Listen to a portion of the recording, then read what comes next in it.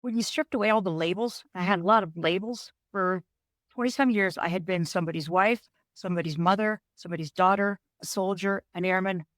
I had all these labels and a leader, an NCO. And when all those were pulled away, I had lived in those labels for so long. I had no idea who I was. If I'm not these things, who am I? And am I worthy of being even liked, loved?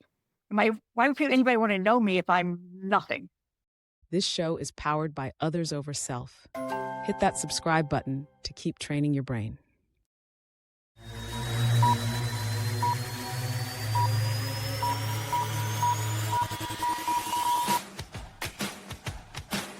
From Others Over Self, it's Hardcore and At Ease, a show about people who are keeping their edge without going over the edge.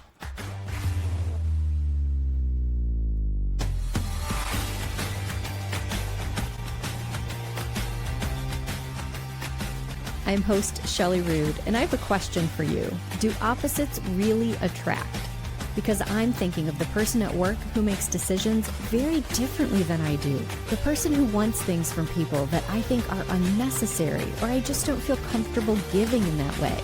Well, today we're talking about what happens when we stop trying to change them, and the opposites start figuring out how to pull together. This is Hardcore and At Ease. One of the women I talked to this week said something that I needed to hear. She said, I had no idea who I was. She'd been a soldier, a career woman, a leader, and then the kids grew up, the career ended, and she was standing in her own kitchen and there was no one left to be for. No titles were there, just her. Her colleague was in the room when she said it, and they've worked together for years. And when this woman said, I had no idea who I was, well, the other one just nodded. Her whole body recognized what that felt like. And here's what I noticed about these two. They're almost complete opposites. You'll hear that in the conversation coming up. One of them processes out loud, and she needs people around her in order to think. But the other one, well, she goes quiet and she needs space. She has to think alone first. And so if you ask them to describe how they make a decision, well, you would think that they're talking about two different things entirely. They could have stayed away from each other, but they didn't. These two chose to work together. And when I asked them how, they were very honest about it. Now, walking away from this conversation, I keep thinking back to this. Being opposite doesn't make you enemies by default. Well, it also doesn't make you friends. The power is what you can do with it. You can either let the differences split you apart, or you can decide that you need exactly what the other person brings. That choice is yours to make. So let's get into it. Renee, where is it that you're located out of? In the basement. I meant like city and state. Do what? I meant like what city or state are you based out of? Are you gonna do bloopers? That would be a good one. I'm in Pickerington, Ohio. Excellent. And I did a little due diligence beforehand. You're with the DLA, is that correct? The Defense Yes. Logistics Agency? Yes. Perfect. And then Debbie, how about you? Where are you located? Right now, I'm up in Lima, helping care of my father-in-law in Lima, Ohio, but I live in Columbus. I live in Bexley, Ohio. What is the backstory here? How did the two of you kind of know each other, and how did that all come about? So we both serve on the Ohio National Guard enlisted association. I'm currently the secretary, and Deb, she's been in various roles. And actually, Deb you're on the, they created a new women's advisory committee for the Angus. I went to Ohio, that's a state association, but there's a national association that we all belong to, Ingus. And we, a couple years ago, formed a brand new women's affairs committee, and I'm the co-chair of that committee. Oh, that's amazing. I am familiar with Angus. They held their national conference. I'm in Detroit, Michigan, and they held their national conference here last year. So that was a great, big, huge to-do. Miss Renee, I think I'd like to start with you. What was your military career? So I joined the Air National Guard in 1989, and I I started out in information management. And then along the way, I had the opportunity to cross train into photography. And then I actually had four AFSCs. So then I cross trained into education and training management, where I worked in base training and, helped send people to basic training, their technical schools. I was an advisor for the Community College of the Air Force. Like we did testing, all that kind of stuff. And then there was a job that came open at the Ohio National Guard for Army and Air headquarters at Beetler Armory. And it was in human resources and HRD. And I ended up getting selected for it. And so I went to headquarters. And then, so I was working for the Army and the Air National Guard. And also I worked with civilians. And it was just such a wonderful opportunity. And like during that time, I worked in different areas in HRO and air headquarters. And then, I just kind of was in various roles, and that's where I ended up retiring.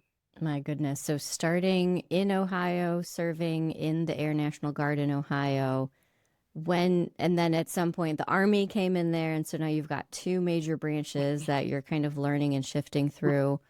Take me back to the very beginning. I don't know anything about Renee. I mean, as a young woman, who got in your head and recommended the military to you? So at the time, I knew some people that had went into the Army actually, and I was looking at maybe going active duty Army. And then my mom, a guy that she worked with, he was in the Air National Guard. And so that's how I found out about the Guard. And yeah, I mean, it was just a really interesting thing. And when I signed up, my brother and I both signed up, but I they they disqualified me because there was a doctor that made a comment that I was asthmatic, which I wasn't. So I had to go through a whole bunch of testing and ended up getting a waiver to go in, which I think is really surprising that I got the waiver. But yeah, so I went to basic training in 1989, and I think it was October. And um, I mean, I really enjoyed it. And, basic training, there was a lot of really good parts to basic training. I had great TIs or technical instructors. And so one technical instructor used to actually sing goodnight to us. He'd sing, "Good night, sweetheart. It's time to go." But he was an Air Force mechanic, and he really didn't want to be a technical instructor.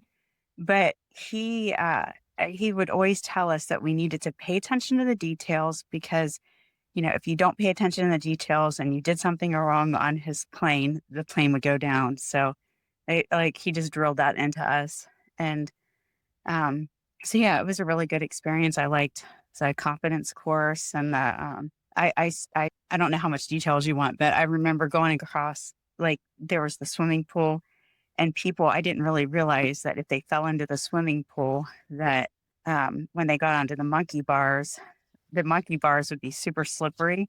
So you're like, when I got I on there, remember that. Yeah, I totally do. gripping for dear life so that I didn't fall into the creek. But yeah, that was awesome. And We have a very different experience because it sounds like your mother was very encouraging of you joining the military. Where does that come from? uh, I mean, she was always very supportive. There's a couple sayings that I still to this day like share with my daughter, but she would say, "Nothing ventured, nothing gained." And the worst, like if you want to do something, the ask, because the worst that anybody can do is say no. But I don't know, she was just always very supportive of everything that we did growing up, and very encouraging. And I never really thought about it that way because I've listened to some books recently where the parents were not supportive at all. But I mean, both my parents were incredibly supportive. Um, and I mean, she, in her own right, and she worked really hard. And, um, you know, neither of my parents ended up going to college, but they were both very successful. And my mom ended up becoming a postmaster. Oh, And So I can see a little bit of that adventurous streak in her because that is definitely not a traditional job for a woman to hold. right, very true. Yeah. And how do I say this? Did your parents' attitude towards your service ever change or shift over the years, or was it always just lifted up? Yeah. No, it was always lifted up. And if I ever had challenges, my mom always, was a great, sounding board to kind of work through different challenges. And um, but yeah, they never missed anything, like any type of graduation that you would have or any sports activity. They were always there to cheer us on. What an incredible blessing for you to have. And I'm sure that you're passing that on to others because you had it Mhm. yourself. Yeah, Well, I'd definitely. love to bring Debbie into the conversation here. Debbie, tell us about your sort of start into the military world. What did that well, look like? I grew up a military brat. Both my parents. My mom actually joined when women were not allowed. We didn't have a co-ed military yet. My mom was in the Women's Army Corps back in 1969 after she graduated from high school. Stayed clear through for 20 some years and retired. But that's where she met my dad, playing softball on a base in, it's not even there anymore, in Indianapolis, Fort Bend Harrison. And, yeah, they 50 some years and 3 kids later because it worked. But, so, So your mom served at a time when women weren't allowed in the military. yeah. So then how did that work? So they had a separate Women's Army Corps.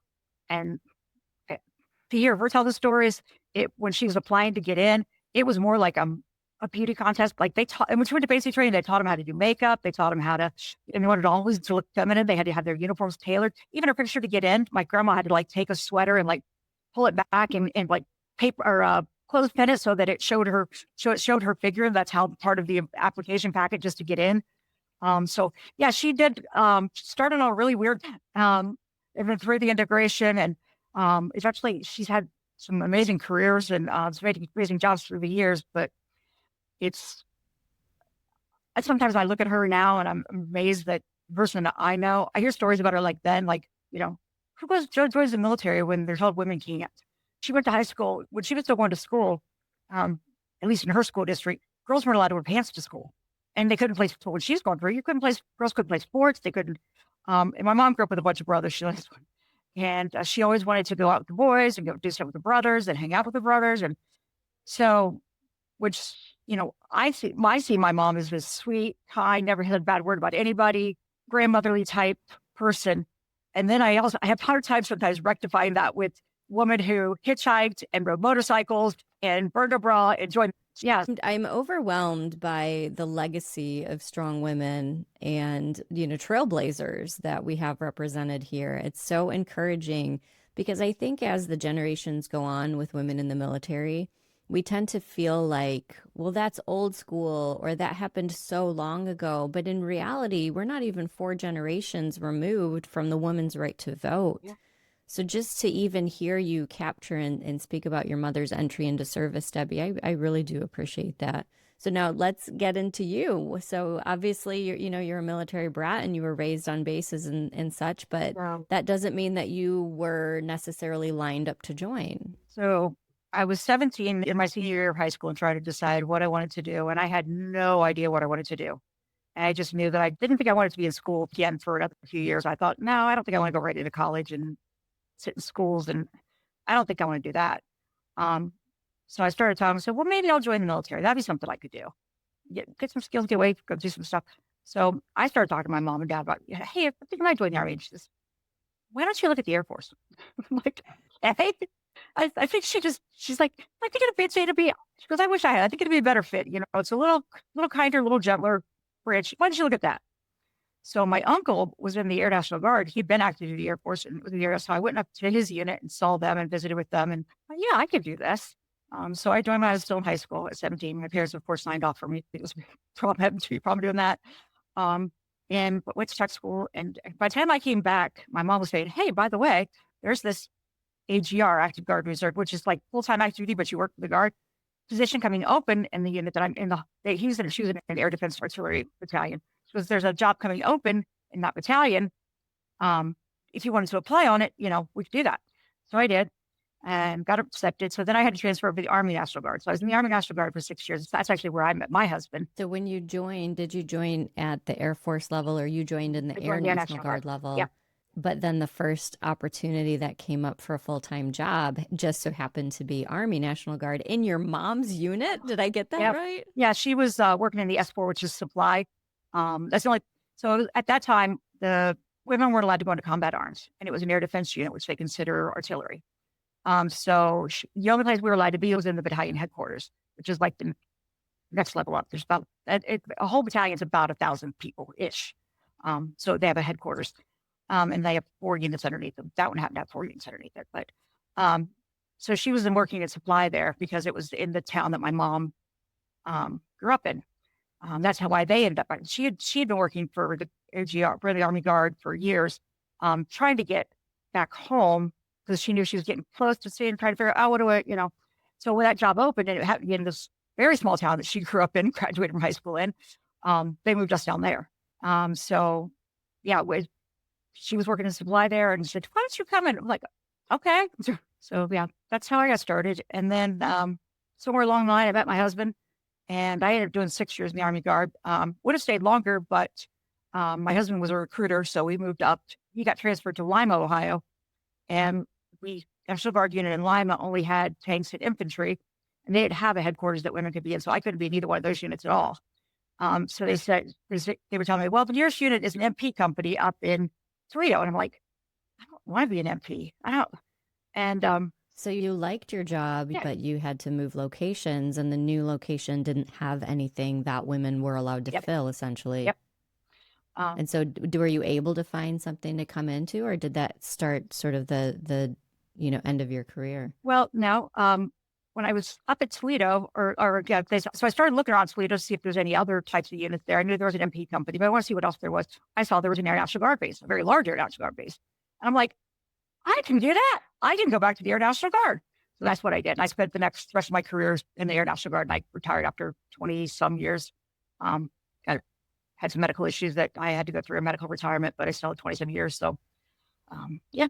I love that. So, what was your job when you finally did settle into that role? I ended up doing communications and information management. It evolved through the years. It started out one thing, and then by the time I left, I was doing like user end help desk stuff and network administration from the wall to the PC. And everything on the other side of the wall was handled by a communications squadron, but we were in charge of the other stuff, setting up permissions and loading stuff and things like that. And I worked in the battalion. I worked love in this conversation because if you were to say communications in the civilian world, people would think like, oh, you write PR or, little paragraphs for the newsletter. But in the military, when we say communications, that is actually like IT and signal tech. work. Yes.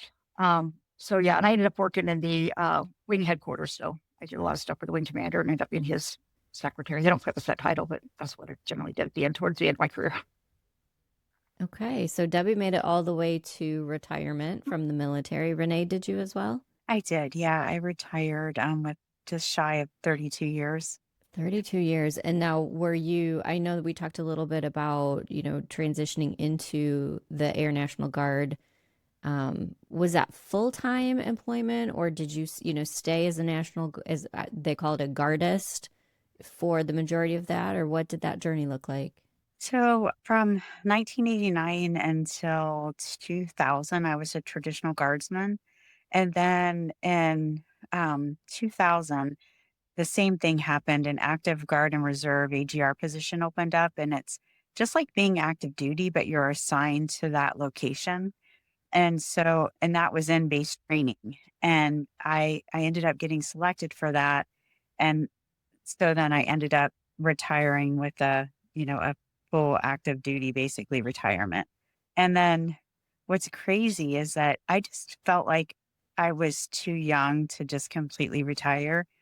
So I applied for some jobs at the Defense Logistics Agency, and it took a while, which was kind of great because I did quite a bit of traveling in between retiring, and Yeah, I don't want to skip over this. This is kind of a paramount moment here for a lot of people. So oh, true. you're fully retired now. You did kind of sounds like half a career as a guardist, and then half Mhm. a career at, kind of full-time work anyway. And now you say that you're retired at what age? 51 years of age retired. From the military. Yeah, that is too young to retire. So you started applying for some jobs?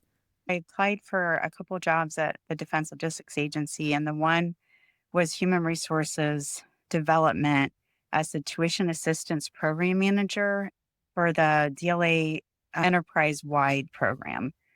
And it's been a fantastic job. And that was the thinking on my part was I just, all the training that you have worked towards your whole career, I just didn't want to throw that down the drain. I wanted to be able to use it towards something.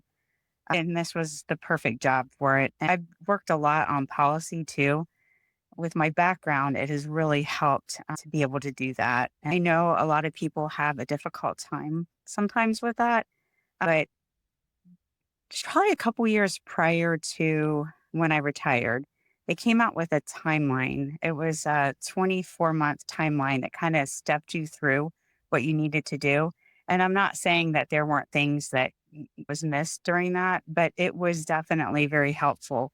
But I'm kind of the type of person that goes out and looks for that stuff. I do a lot of research, and that was super helpful. And then I don't know how familiar you are with the National Veterans Memorial Museum, but Stacy Pearsall is a combat camera photographer that I mean she was injured and had to retire early. And in the National Museum, like up on the ceiling in the great room, there's all of these pictures, like huge pictures that are hanging down from the ceiling that on one picture is the person in military service, and then on the other side is the picture that she took. And so she was going to all of these different states and would, set up and take pictures and stuff. And so So it's like the person as they are today and then the person that they were in uniform.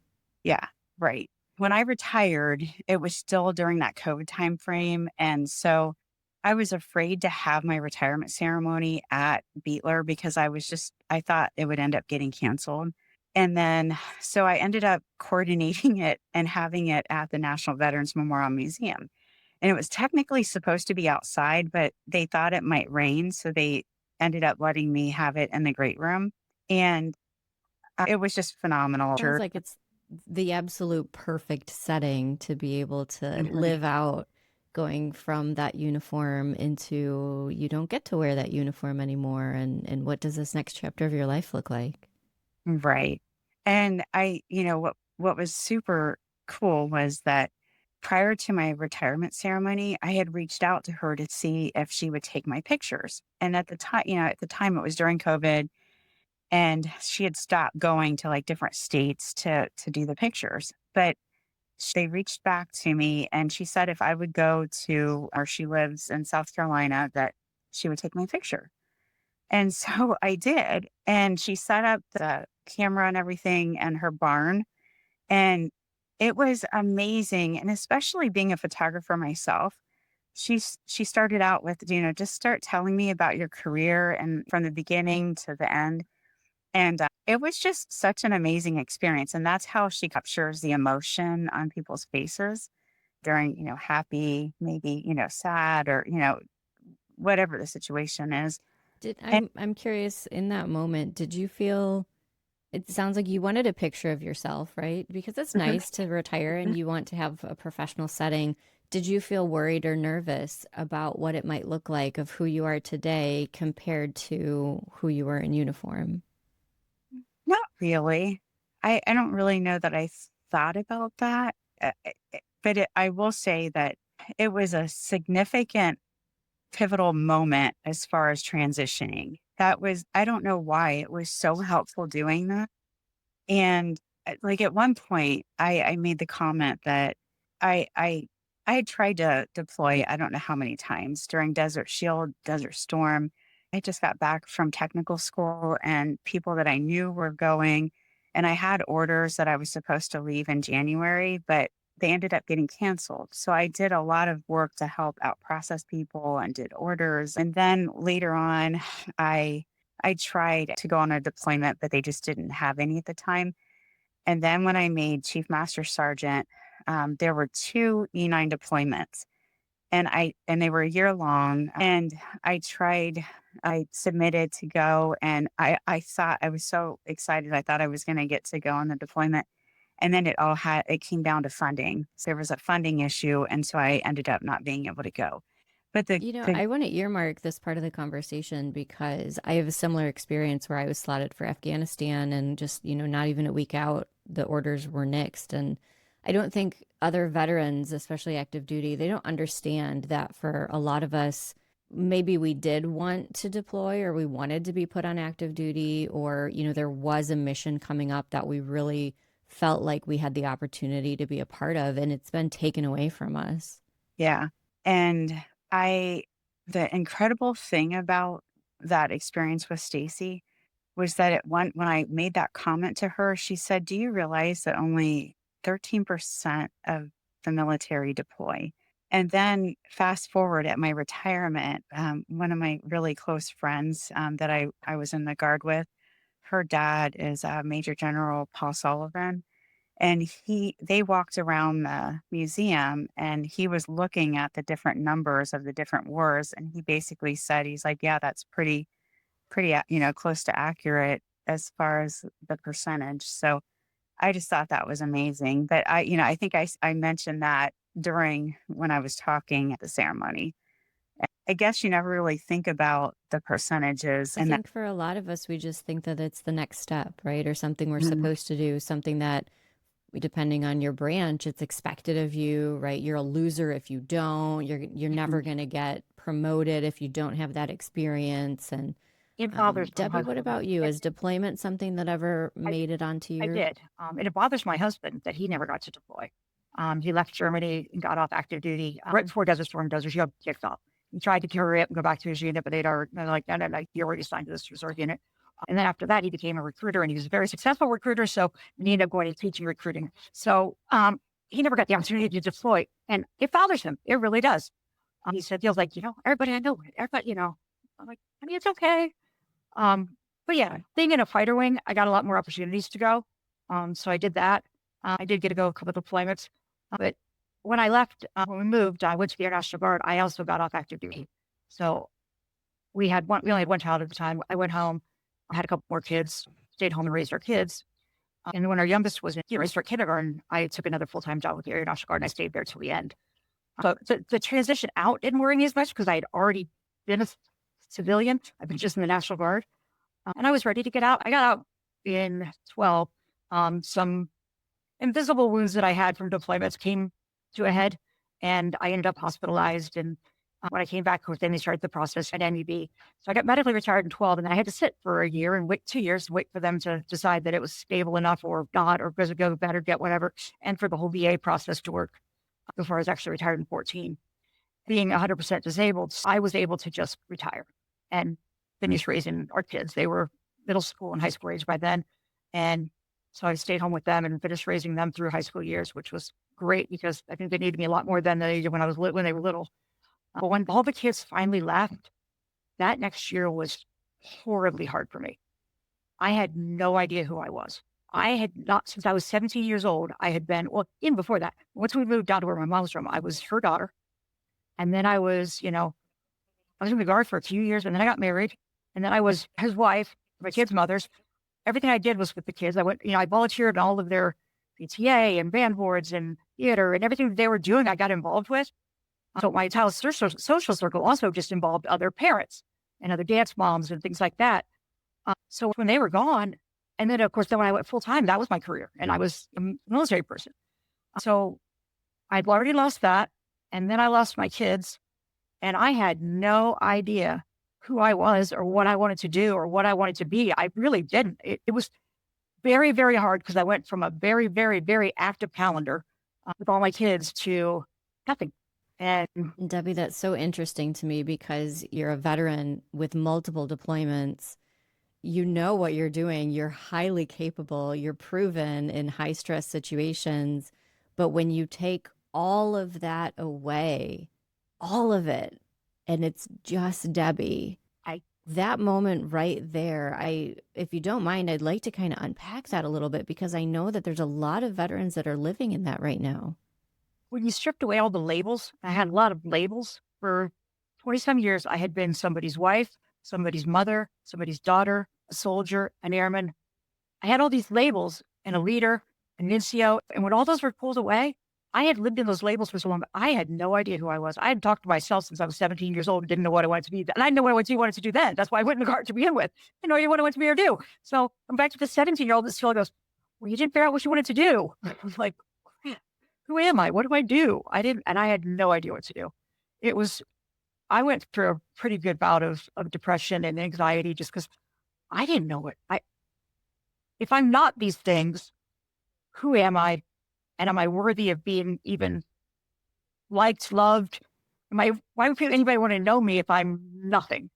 And it was really, really hard. Do you have any answers? I found some other organizations that I got involved with gradually. I got paired with my service dog about a year and a half ago through Guardian Angels. They are a organization that pairs service dogs with veterans and first responders, and they don't charge. Very familiar with Guardian Angel service dog. So once I got Doc, I was able to go out. And COVID was my husband would say COVID was the best and the worst thing to ever happen to me because by then I was pretty isolated. I wasn't going out. I was afraid. I would go anywhere if my husband couldn't go with me. I didn't drive. I would go to my mom's or my sister's or my oldest daughters. But other than that, if it wasn't somewhere safe that I was going at the end of the journey, and even then, you had to make sure the car was fueled up and everything was ready. So I didn't have to stop anywhere between here and there. As long as there was a safe ending at the end, I would go. I didn't go out after dark. It was bad. And I think it was just because of the way things happened. But COVID was great for me because everything was online. You didn't have to go out of your house. They deliver everything to your house. I could go to groceries that way. I could get food that way. It was the best thing in the world. Fed your isolation. Yeah, which is really bad. It did feed my isolation completely, which actually made it worse. But it's 2 years in June that I've had Doc, and it has been a lifesaver and probably literally and life-changing for me. I've been able to get out and get involved in things again, other than just surviving. My husband doesn't be my caregiver anymore. He should just be my husband. I'm in our empty nest now. My kids can have mom come and visit them because they're scattered. You said something in there that made me think about an article that I'm working on about healthy friends and why women need healthy platonic friendship of other women. And my meditation for myself was that I think that me having women friends makes me a better wife because I don't have to put those other titles or expectations on my husband. And so you referencing your husband as your caretaker for that moment in time, I'm hearing you recognize that was another layer that you had laid onto him. And that is hard to have somebody fill something like that. I wouldn't call them friends. I kept acquaintances. I was friends with all of my kids' moms and activity moms. Yeah, I forgot that. You said you had friends, but they were in air quotes. Yeah, so you struggled to use that word. Well, because when I think about friends that I have now, I say I have very few friends. I have lots of acquaintances. There are a few people in my life that I could absolutely trust with everything. I unload to them, they unload to me, and some really personal, deep things. And I can go with them, and we can talk, and we can cry, and we can get each other through the hard parts. And then we're just going to be silly and goof off and laugh at the funniest stuff ever, and just be. But I realized when the kids were all gone that I didn't have any friends. I had my family, I had my sister, and I didn't have any friends. And once I got Doc and I was ready to start going, and I went through a lot of therapy and cognitive behavioral therapy that got me ready to go back out into the world. I realized that I didn't have, even the few people that I would have considered friends before, I kind of lost them in that period between when I got retired and then. I lost track with them. I talked to them every so often, but we didn't stay engaged in each other's lives. And the things that had hooked us together weren't there anymore. So I had some people that I served with that were like, oh, that's my friend. Our connection wasn't there anymore. And some other moms with the kids and like, yeah, that's my friend. But then we had the connection we had of our children is gone. And we didn't have a deep enough relationship to know each other beyond the labels. That's so-and-so's mom. And we knew each other through that stuff. And, I could talk to her about, oh, how's your kid doing? How's this one doing? But I didn't know them. That's a wonderful insight to have. And that is actually the transformation that I'm hoping to bring to Women Veterans Engage, is because we do have a lot of women veterans that are isolating and Just like myself, I did not use that word friend when I thought about people I know. It was very hard for me. So that's my own transformation story. Renee, what's your take on that as it relates to your own journey with platonic female friendships? Just thinking about what Debbie was talking about, sometimes you do have people that, were your friends. I think people, their lives get busy and you're focused on your family or different things. And so you drift apart basically. And then sometimes then when you connect with them again, it's like there was no time that was ever missed. I'm probably an unusual person with the friend thing because I still am very, very close to. I have a lot of childhood friends that we were in kindergarten together and on that we're all super close and we still get together. There were times though where my really close friend Molly, she was going through school and was really busy. And like I said, with family, I knew she was really busy. And then I had kids, I was really busy with them. And so we didn't see each other a lot during that time. But then you see her a lot more often now, or if I need to talk to her or whatnot, I'll call. I still do a lot of things with them. And I don't know, kind of like Debbie, just try involved in some of the different organizations. I'm the vice chair of the Women Veterans Advisory Committee for ODVS. And so that kind of keeps you connected and trying to find resources, benefits that help others. I think this is a perfect segue into talking about our flowers because I'm sensing that personality and pattern movement is going to have some to play here. So, all right, who wants to be the first one to disclose their flowers? I had the exact opposite experience with Renee, though. And I was always the empathy people that got to go to school. I went to 7 different schools in 12 years. So I was always a kid. And this was long before social media. So I had no real way to keep in contact with those people. So I never learned how to develop deep friendships. Now my best friend, actually she's my daughter's mother-in-law, which is hilarious, but she is, my ride or die. We could go months without talking to each other and call each other. You'd never know you'd think we saw each other last week. It took me until adulthood to being in one place long enough to actually learn how to develop a friendship beyond that surface level, because that's all I'd ever learned. I was only, like 7 schools in 12 years. I didn't develop long-term friendships because I didn't know how, and I didn't ever learn how. So it's like, that's a skill I had to develop as an adult was, how do I make friends that are not just a surface level that is going to be gone in a year and a half or 2 years? How do I make those friends that aren't that fragile connection, that are temporary in your life? I do have a question, Debbie. So have you been able to find some of the friends that you had from the different schools? I've looked them up. Media. I've looked them up, a couple of them. As a matter of fact, one of them that I was friends with in middle school, that was my best friend, she came to my wedding. And it was just really weird. It was weird.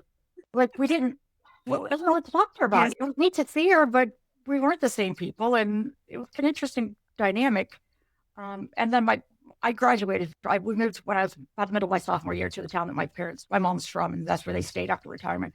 So when I go down there, I occasionally see, and it's a small town, so I occasionally see people that I graduated with. And even then, it's kind of a, hey, how you doing? Because I was only there for a couple of years, and I went off into the world. And so I see them and I talk to them, but I really don't have very many of those that I would consider a friend that I would call if I could pick up the phone and call them at 2 a.m. Debbie, have your quiz results up? Do you know what your primary flower is? It's a goldenrod. That I remember. Yes, goldenrod. Goldenrod. Oh, that's fascinating. So a goldenrod sits at the southeast corner on our compass, and a goldenrod is an internal processor, and she also likes independence. Now, in contrast, Renee, do you remember what your primary bloom is? A hollyhock. And here we see it lived out. So a hollyhock is the exact opposite of the goldenrod. She's an external processor who lives heavily into connection orientation. Gosh, you two women are just phenomenal in your own ways. And yet you're working together, planning things for the betterment of women veterans. How does your relationship play out? We can put boxing gloves on later. I'm sorry if I just unpacked a can of worms here. No, I love Renee. We got her very well. Great. And only 1% less of mine was Lily. So another one that's kind of I can go out and do things, but then I need to come back to me and recharge my batteries, and I get peopled out. And so, yeah, I thought that was very interesting. I'm like, yeah, that's me. It's almost 44, almost 43. I'm like, yeah, that sounds about right. So, yeah, goldenrod and lily. There's only 1% difference in the two. So I thought that was very interesting.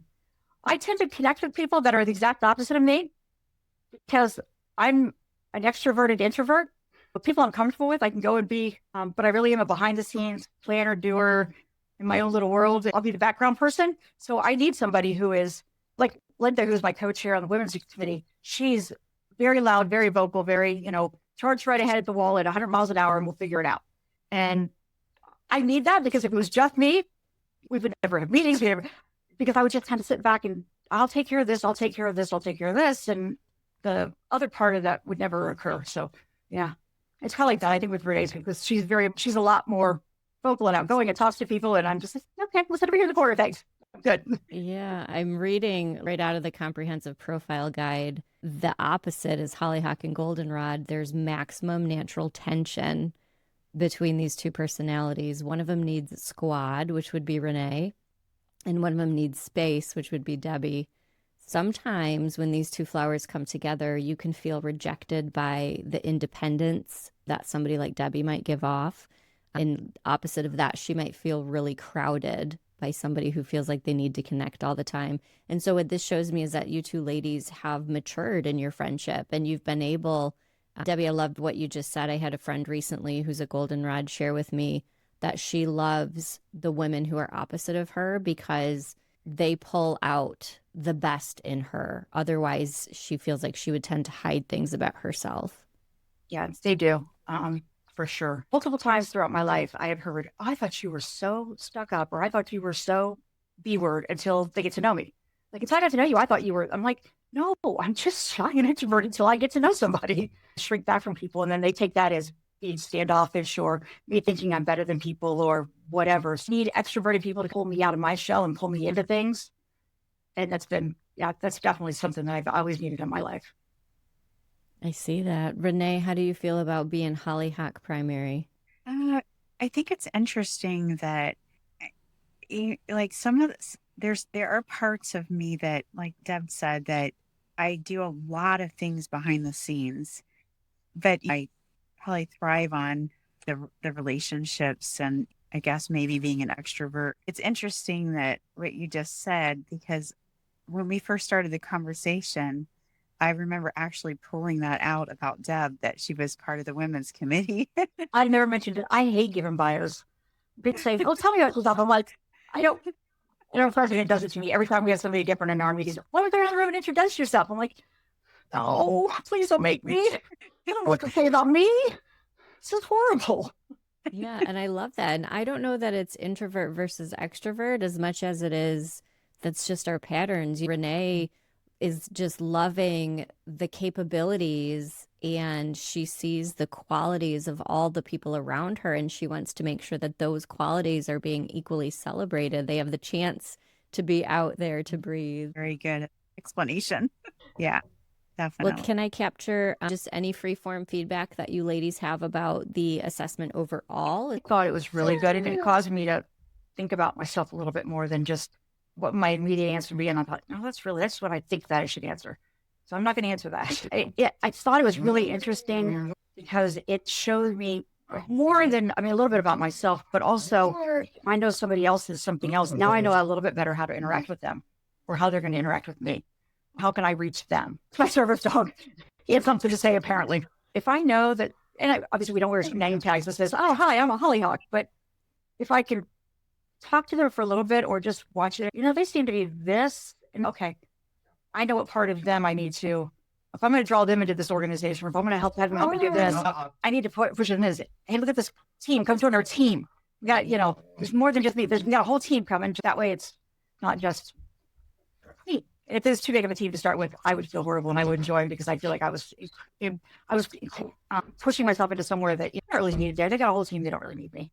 Oh, that's so interesting. Renee, any feedback from you? Open mic. I think it's just always great to learn more about yourself. Like Deb said, understanding, like with what she's just shared, that I think that I probably naturally have given her space because we're working on this thing together, like, not even really thinking about it, but we work well together. And I thought it was really fascinating. And I love flowers too. So I thought that was neat. Even that, I feel like that's bold. It's a bold step, right? Everything in the woman veteran space is red, white, and blue, patriotic, and eagles, and all of the above. So this is so different. I think it's neat that you used flowers, but a lot of times women, they don't associate themselves with being veterans too. And the question more for a woman is, have you served? Because sometimes they don't identify with being a veteran. I think anything that you can do to help people understand more about themselves is good. Mm. Yeah. Renee, I have your results pulled up, and you are 65% hollyhock. That's really strong hollyhock. And your next strongest is violet. And I can sense that in you. You do have this depth to the work that you do. And like you said, you like to work behind the scenes on things, and that's your violet coming out. And you are 0% goldenrod. I do want to ask, there is some hesitation from women to take the assessment. And that can be for a wide variety of reasons, right? Maybe we don't want to be typecast, we don't want to be stereotyped, we don't want to have to live up to whatever somebody else says about us. Now that you've been through this process, is there any advice, or what would you say to a woman who is thinking about taking the assessment, or it's in front of her and she's like, oh, I don't know about these things? I don't know if you've ever completed the 4 lenses or the MBTI. I know what you're saying about sometimes people don't want to be pigeonholed into something, but really we have all of those attributes for the most part. It's just a matter of how much we're using them. And it's just a tool to understand how to interact with people a little bit better because like with Deb, I mean, I think there is definitely strength in working with someone that has different strengths than you do because we all have our strengths. And I'm not sure what the hesitation would be to do it, but I think it's fascinating to see different things like this. Are you familiar with the 4 lenses? Yep, absolutely. I'm orange. So an orange on the 4 lenses says action oriented, quick witted, charming, spontaneous, playful, creative, energetic, bold, action performer, problem solver. I see that in you, Renee. I do. Yeah. I think your assessment actually captured something a little bit different with me too, but is very accurate. How As so? kind of the part where I thought when I read through it, I kind of felt like it captured how I do things behind the scenes too. And I'm an includer. And I had to learn that too, that I, because that's my natural tendency, but you cannot always include people and being comfortable or understanding that. I just think pulling all of it together helps you to know yourself better and help develop yourself too. My hope is that if we can understand our preferred pattern of how we move through life, then the choices that we make that are ahead of us in the future will be smarter choices. Because Lord knows I've made some not smart choices in my life. Debbie, you want to jump in with anything? Find someone who is where you want to be or who's doing what you want to do. Find a woman that is in that place and ask them to mentor you. That's what we're trying to do a lot with the Women's Committee is reach back to our junior enlisted and say, let me tell you how I got through this. Let me tell you how I managed to get around. Because when I started my career, it was honey, baby, go make the coffee. They saw a woman, they assumed as you were a secretary, you were supposed to take the notes and go get the coffee. And Sorry, you just made me throw up a little bit when you. I said know, but that. that was my reality. That was my reality. And through to where it's now, that's not because we weren't very many, and now we're a lot more. But there's still some of that around, but it's becoming less and less. It's not perfect, but it's a lot better. It's a isn't lot it? better, and it depends on what career field you're in and that sort of stuff too. I'm sure. But somewhere I read a quote that said, "Strong women, may we know them, may we be them, may we raise them." Reach up and reach back. Reach up to someone ahead of you that go, fill me with your wisdom. How do I do this? Can I make you my mentor? You don't have to talk to me every day, but if I have an issue and a problem, can I talk to you? Can you give me advice? And then reach back and find a junior enlisted that's the same way, or any of you in career field, someone younger than you, a generation behind you that is maybe just starting out on their path, whatever that path may be, and offer your services and say, hey, if you have any questions or you haven't run up against any walls, please come and talk to me. I'll be more than happy to share with you whatever resources I have to maybe help you get through that. I love that. Thank you. All right, Renee, final words of wisdom. I would just say to continue to grow and learn and connect with others. Recognize that you're a veteran. Find things that you love to do and enjoy. Gardening, planting flowers. Find what you love to do and what you're passionate about. Perfect. Well, from the bottom of my heart, Debbie Clifford and Renee Frey, thank you so much for being a part of our conversation today. It means the world to me. Yes. Yeah, Thank you. it was very enjoyable. It really was. And I was terrified going into this. Oh, I'm so glad we were able to make it a pleasant experience. What I keep reflecting on about this conversation is that these two women choose each other. They could have written the other one off the moment that they realized just how different they are. But instead, they asked, what if I need you exactly as you are? That's the move right there. What if I need this person exactly as they are? In situations where the mission takes precedence, sometimes that's the only move that matters. We can't deeply change the characteristics of the person across from us, but we're both working towards something that matters, and we have to figure out how to do this together. So let's take our efforts and shift them away from change and on to progress. And sometimes that means redefining progress. Now, what about you? Are you working alongside someone right now who makes decisions opposite the way that you do? Let's take some time right now and sit with this lesson.